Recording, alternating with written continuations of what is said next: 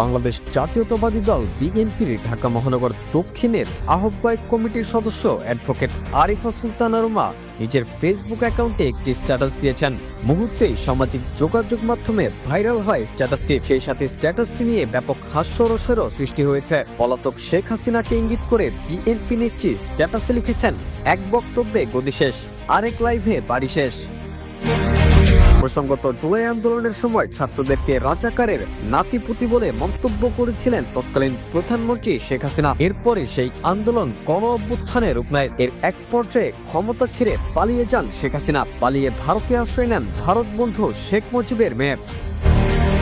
সেখানে বসে সোশ্যাল মিডিয়ায় বিভিন্ন ধরনের বক্তব্য দিয়ে যাচ্ছেন তিনি। গত 5 ফেব্রুয়ারি পতনের 6 মাস পূর্তি উপলক্ষে লাইভে আসার ঘোষণা দেন শেখ হাসিনা। তার এই ঘোষণায় ক্ষিপ্ত হয়ে ওঠে পুরো দেশ।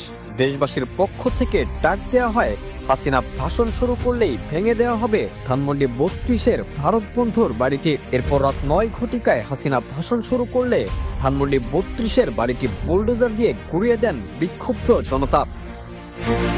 Rakibul Hasan, D news, Bangladesh.